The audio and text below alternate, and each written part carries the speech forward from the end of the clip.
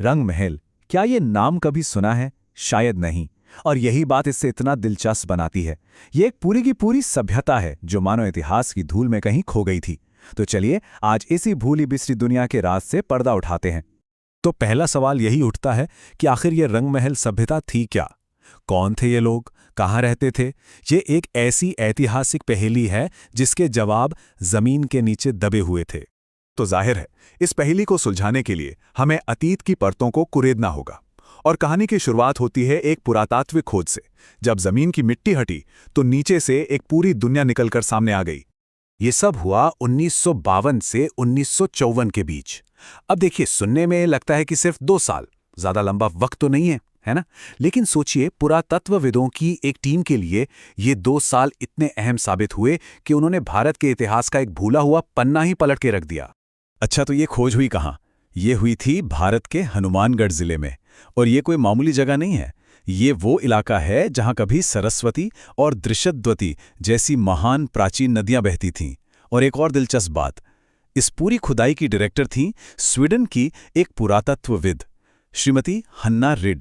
ठीक है, खुदाई हो गई, जगह पता चल गई, लेकिन सबसे बड़ा सवाल, जमीन के नीचे से आखिर मिला क्या? क्या सुराग हाथ लगे? चलिए अब सीधे उन चीजों पर नजर डालते हैं जो हमें रंग महल के लोगों की रोजमर्रा की जिंदगी की एक झलक देती हैं। इस सभ्यता का नाम ही देखिए, रंग महल, मतलब रंगों का महल। ये नाम क्यों पड़ा होगा? इसका सीधा सा जवाब मिला यहाँ की सबसे खास खोज में, और वो थे यहाँ के मिट्टी के बर्तन। इतने अनोखे और इतने खूबसूरत कि उन्हें देखकर ही इस जगह को रंग महल का नाम दे दिया गया। एक बार सोचकर देखिए, गहरे लाल, गुलाबी और कहीं कहीं हल्के पीले रंग के मिट्टी के बर्तन, और उन पर काले रंग से बनी हुई बारीक डिजाइनें। वाह, क्या कमाल की कारीगरी रही होगी। यही कला, यही रंग, रंग महल की असली पहचान बन गए। और हाँ, ये सारी बातें कोई कहानी या अटकलें नहीं हैं। ये सब उन पुख्ता पुरातात्विक रिकॉर्ड्स पर आधारित हैं जो खुदाई के वक्त बहुत ही सावधानी से तैयार किए गए थे। मतलब ये सीधे सबूत हैं जो हमें उस दौर की हकीकत से जोड़ते हैं। तो इन चीजों में क्या क्या था? देखिए, ये सिर्फ बर्तन नहीं थे, ये उनकी जिंदगी की पूरी कहानी कह रहे थे। घंटाकार बर्तन मिले, टोंटी वाले घड़े, कटोरे, ढक्कन, दिए जलाने के लिए दीपक और धूपदान, और सबसे प्यारी चीज, बच्चों के खेलने के लिए मिट्टी की छोटी छोटी खिलौना गाड़ियां। हर एक चीज से उनके जीने का तरीका पता चलता है। और बात सिर्फ डिजाइन तक ही नहीं रुकी, उनकी कला का एक और लेवल था। वो अपने बर्तनों पर इंसानों और जानवरों की तस्वीरें भी बनाते थे। इससे ये पता चलता है कि वो सिर्फ जरूरत के लिए चीजें बनाने वाले कारीगर नहीं थे, वो कलाकार थे जो अपनी दुनिया को अपनी कला में कैद कर रहे थे। लेकिन शायद सबसे बड़े सुरागों में से एक उनके खानपान से जुड़ा हुआ था।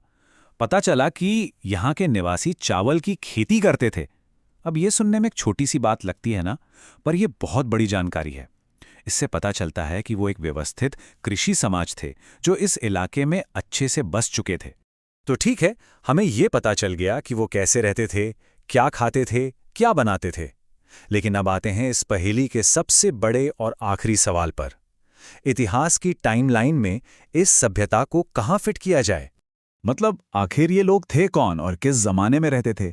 ये सवाल अब भी हवा में ही था, जब तक कि खुदाई में एक ऐसी चीज नहीं मिली जिसने सब कुछ बदल दिया। एक गेम चेंजिंग सुराग। और वो निर्णायक सुराग क्या था? सिक्के। जी हां, खुदाई में मिले कुषाण शासकों के सिक्के। ये छोटी सी चीज कितनी बड़ी खोज साबित हुई, इसका अंदाजा लगाना मुश्किल है। इन्हीं सिक्कों ने इतिहासकारों के हाथ में वो चाबी थमा दी जिससे रंग महल सभ्यता के समय और पहचान का ताला खुल गया। और इस एक खोज से तस्वीर बिल्कुल साफ हो गई। रंग महल सभ्यता एक कुषाणकालीन सभ्यता थी। इसका मतलब ये कि रंग महल के लोग उस दौर में जी रहे थे जब शक्तिशाली कुषाण साम्राज्य का राज था, जो मध्य एशिया से लेकर पूरे उत्तरी भारत तक फैला हुआ था। और यहीं पर एक सवाल मन में आता है। सोचिए, अगर सिर्फ 2 साल की खुदाई में एक भूली हुई सभ्यता की इतनी दिलचस्प कहानी सामने आ सकती है, तो जरा अंदाजा लगाइए कि जमीन के नीचे आज भी इस सभ्यता के और कितने राज दबे होंगे जो बस खोजे जाने का इंतजार कर रहे हैं।